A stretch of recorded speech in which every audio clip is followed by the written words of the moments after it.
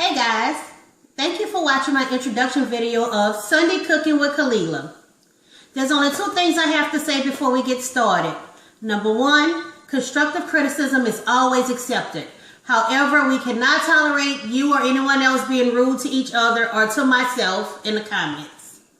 And secondly, there is no healthy cooking here. However, if you have any healthy cooking tips, please feel free to share them in the comments below. Let's get started. Today we're cooking Southern Smothered Cabbage and Jalapeno butter baked chicken. To get started with your cabbage, first you will need a half a cup of bacon grease. This is pork bacon grease. 1 whole chopped Vidalia onion. A half a pound of bacon. Your pre-boiled of rib tips. This is pickled pork rib tips. However, you may use turkey bacon or turkey meat. You want to prepare your cabbage for cutting. Make sure your cabbage is washed, clean, and dry. How you're going to cut your cabbage is first by cutting it across the core. And then into quarters. Once you cut into quarters, you want to take one of your quarters and cut out the core. And discard that into the trash can. Turn the cabbage on its side and begin to cut into shreds.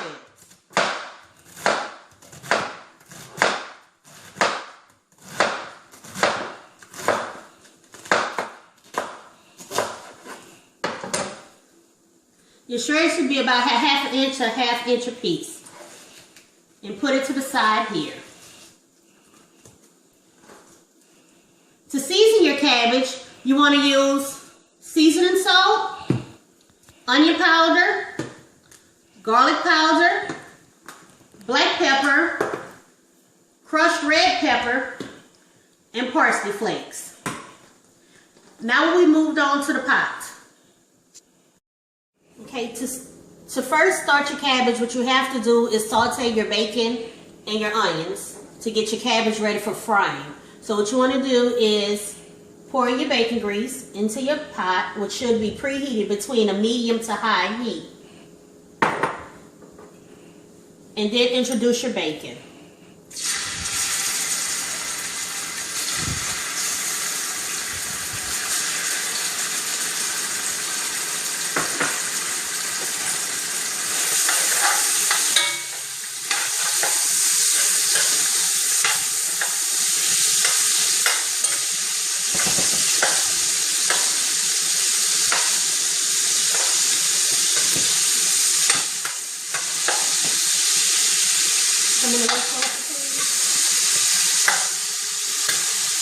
Focus on the bacon frying. You want to let your bacon fry until it gets crispy brown.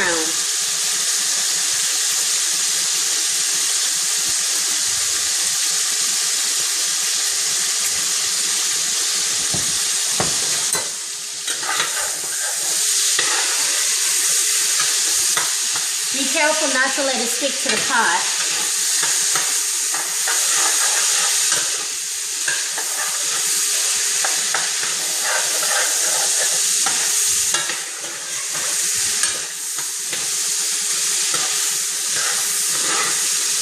It smells so good. Can y'all smell it? Can you smell it? Smell it.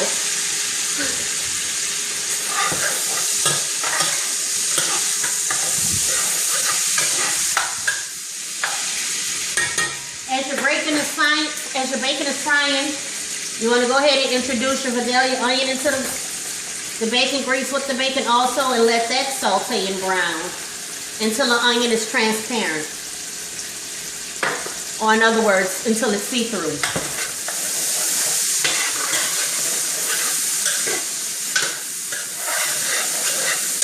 And make sure you continue to store constantly. Here's some of the pot.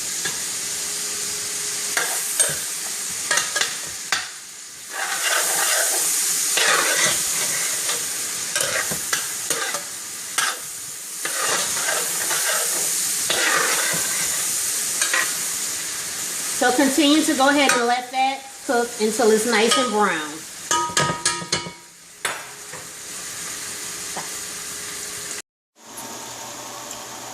Okay, now that your onions and your bacon are nicely simmered and fried and sauteed in the pot, see how pretty and golden brown the bacon is with the onions. Now you want to introduce your cabbage into the pot. Make sure your cabbage is washed clean and dry because the water from the cabbage is splashed. So make sure that you have it drained really well. And continue cooking this on a medium or high heat, because what you want to do is pretty much put the cabbage in and allow it to brown some in the grease. So essentially what you're doing is frying it.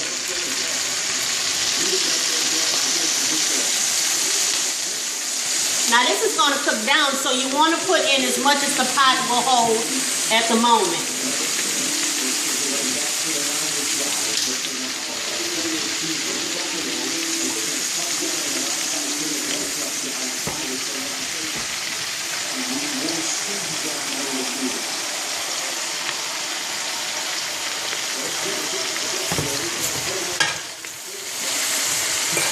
And it's okay if all your cabbage don't fit in at one time. What you're going to do is let it cook down and then add some more to it as it cooks down and make room for the rest. Make sure once you introduce it that you stir it from the bottom. Oh Lord, I'm making a mess. Cabbage flying everywhere. Sorry about that.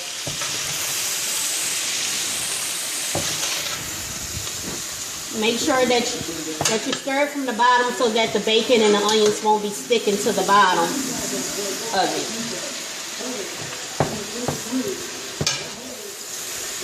And what you want to do is kind of like push your cabbage back so that you can see if you have enough grease in the bottom of the pot. If not, you can always add more. This is my grandmother's bacon grease can that I inherited from her. So I keep it on the side of the stove because I always cook with bacon grease. Like I said, this isn't going to be the healthiest meal, but it will be the tastiest. So if you don't have enough grease to keep it from simmering, you can just add just a little bit more of bacon grease to it to keep your cabbage from sticking.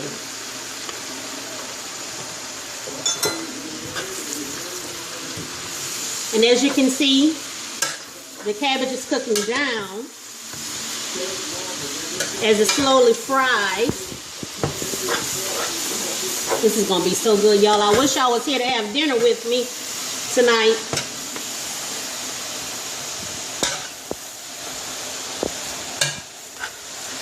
And once this video is over, don't forget to follow me on Instagram at Lady Khalilah, and on Facebook, Khalilah Pope James. That's Khalilah Pope Pope-James. And also, don't forget to subscribe to my YouTube channel so you can get these cooking videos every Sunday.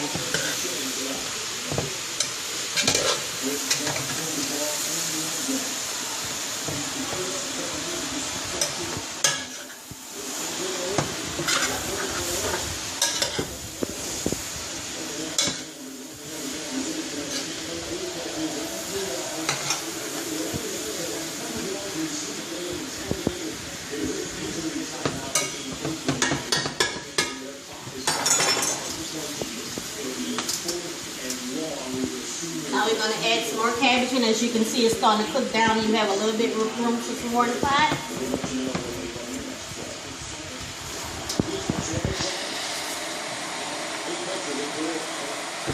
And add a little bit more, and just continue to repeat this process of adding the cabbage and stirring it up until all your cabbage is introduced into the pot. And we're going to come back a little later once all this is cooked down. And we're going to season it and start it to simmering. See you in a bit. Alright guys, now that we have the cabbage on the stove simmering, we're going to prepare the chicken drumsticks for bacon. I call these jalapeno butter drumsticks because I like to inject them with the Tony Chachere's butter and jalapeno marinade. What you want to do is pour it into a measuring cup or some other cup, because you don't want to keep putting the syringe back into the bottle after it's been injected into the chicken for cross-contamination. Make sure that once you fill your syringe all the way full, like so, you take your drumstick. And what you really want to do is inject close to the bone. The closer you get to the bone to possible, that means it's going to infuse the meat. And I say just follow your way around the bone, inject a little marinade at a time into the drumstick. You're going to feel it swelling up in your hand as the marinade goes into the flesh.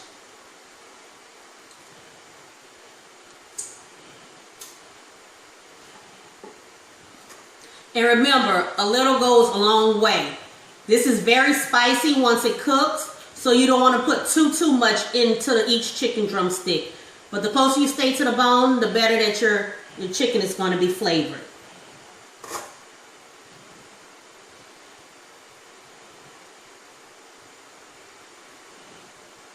And make sure before you injecting that, I shouldn't have to say this, that your chicken is clean and fully drained.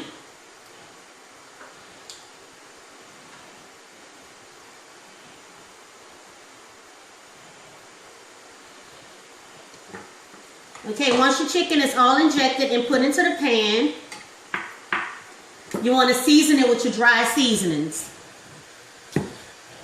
I choose to use, one second, let me get a paper towel to wipe my hands.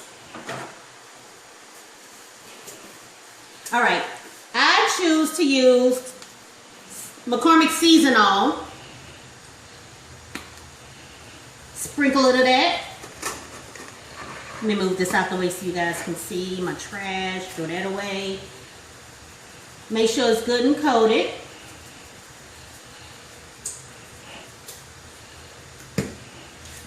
Some garlic powder.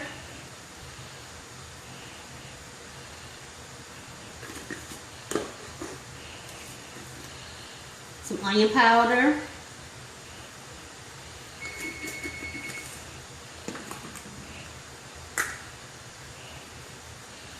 A little black pepper, some parsley flakes,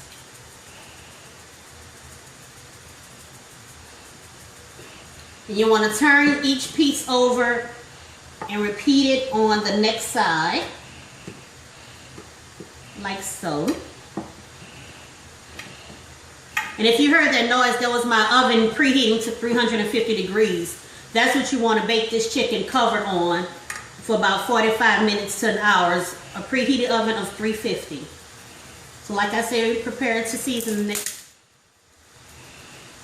the other side of the chicken. Like so. You can choose to put a little or a lot. The bad thing about me is I don't measure anything. I season everything to taste. I guess once you've been cooking so long, you just kind of know how much seasoning it takes to do things. So I guess that's why I figured it was better for me to go ahead and do this vlog, because all my friends are always, every time I post a picture of something on my food on Instagram or Facebook, well, how you cook this and how you cook that? I never could actually tell them because I don't cook by recipe. And I tell them, I don't have no recipes for nothing, and they don't understand it. So I'll be like, okay, I'm gonna start filming when I cook, and then you guys can see what I do, versus me trying to tell you, because there's no way I can actually tell you what to do. So once you have all your seasoning in, I'm going to tell you something now. I don't try to pretend that I do everything from scratch. I am a good cook, however, I am a lazy cook. And one thing I hate doing is chopping seasoning. I know how, but since I have somebody who can do it for me, I let them do it for me, and it's just as good. So this is the Louisiana Choice chopped seasoning. It contains onion, shallot, celery, bell peppers, parsley, garlic. So what I do is use a little of that on there. I just sprinkle some all over it. Gives your chicken a good flavor. And like I say, you can use a little or a lot. We like a lot of seasoning up in here, because what's going to happen is that this is going to cook down into a juice. And that juice can also be served over some white rice, which tastes amazing. So after you have all that on there, what you can also do is add a stick of butter. Just cut up, into slices for moisture. And like I said, another disclaimer, This isn't the healthiest cooking, but if you can find a way to make my recipes or my ways a little bit healthier, I welcome the comments. Just make sure you leave them in the comments below, okay? And if you're feeling a little daring and you want to do something a little special, that leftover marinade that you had in the cup, don't be afraid. Go ahead and pour a little bit of that over there too. Just a little, like I said, because some of it that's in the chicken is going to cook out, and this is going to just make that little, I guess as some people will call it, the little chicken liquor or chicken juice, taste just a little bit better. So now that that's done, we'll go ahead and cover that.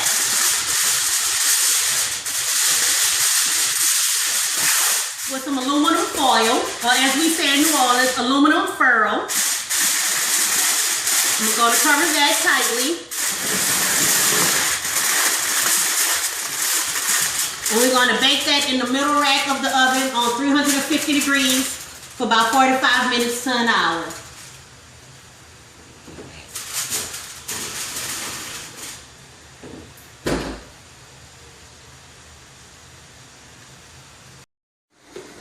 Okay, as you can see, the cabbage has cooked down some, and it's a nice golden brown texture, which means that it's frying.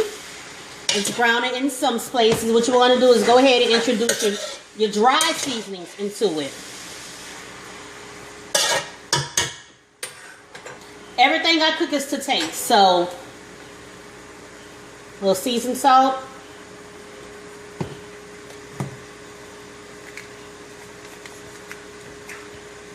Onion powder.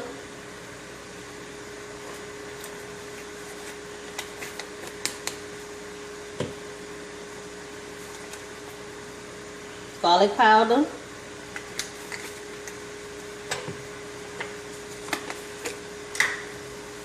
Parsley flakes.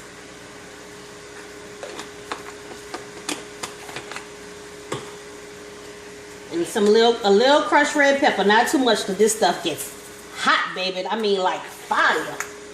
So once that is in, you want to stir that up.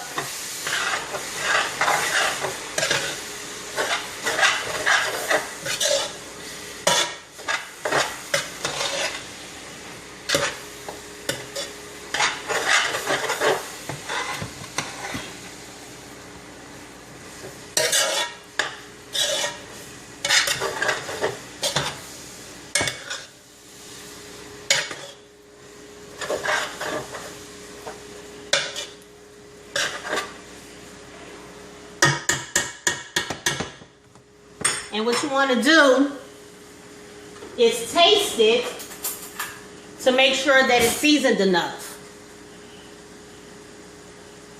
And that way you can know if you need to add a little bit of this, a little bit more of this, a little bit more of that to it.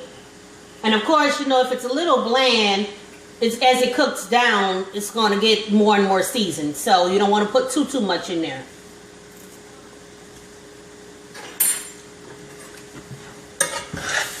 That's really good.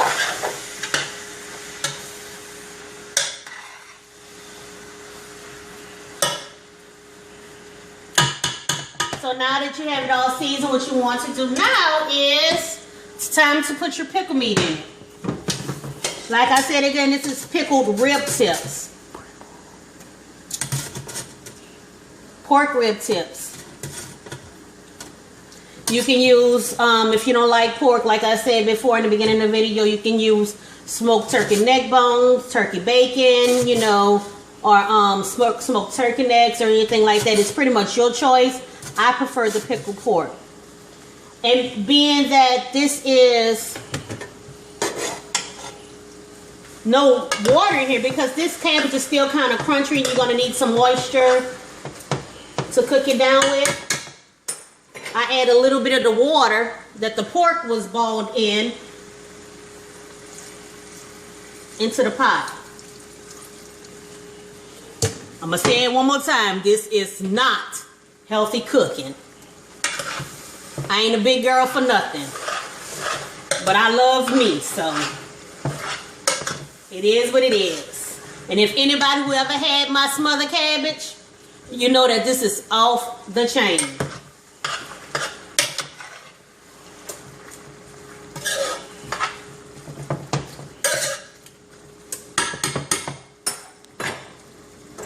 We're going to add just a little bit more water to that. I have a few more pieces in this water here. Got to get all the meat out of there. Can't let all that good pickle meat go to waste. And maybe this might be something, if you are health conscious and you want just some good food, cook this on your cheat day. You know, be good throughout the week. You should, and treat yourself on Sunday or something like that. Let Sunday be your cheat day.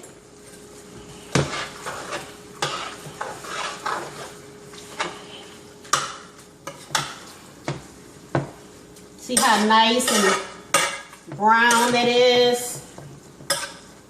So what we're going to do now is we're going to reduce this heat to like medium and cover it. Leave the pot, as my mama would say, cocked a little bit so some of the steam could escape from it, and just let that cook down for about 30 minutes or so. Make sure that every 10 minutes or so that you go and stir your pot to make sure that none of it is sticking to the bottom. And then I'll come back later and show y'all the finished product. Okay, so the cabbage has been simmering for about 45 minutes on a medium heat. It looks perfect. It has that nice brown tone. All the water that we put in, well, most of it has cooked out. The pork meat is nice and tender. So what we're going to do is go ahead and turn that off. And let that settle. Now we're going to go to the oven and check on the drumsticks and see how they're doing.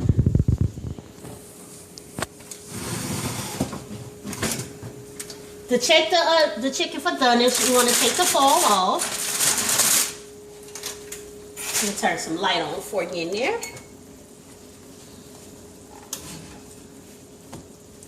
And take a fork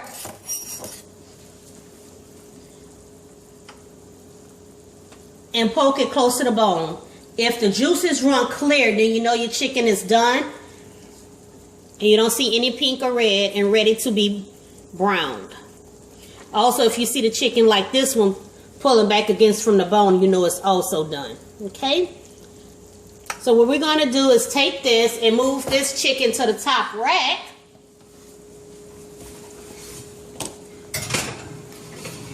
And put it under the broiler on low for about, I'd say about 7 to 8 minutes each side. But make sure you watch it really closely because it can easily burn. So you're going to pretty much just broil it to its desired brownness and crispiness of the skin. If you don't like, you know, that wet, soggy chicken. So we're going to go ahead and I'm going to let that brown on both sides. And I'll be back in a second to show you how that comes out and to show you the finished product. Okay, the chicken has been cooking under a low broiler for about 10 minutes on each side. So let's go and see how that looks now. Looks like it's a beautiful golden brown and it is literally falling off the bone, which means it is very good and tender.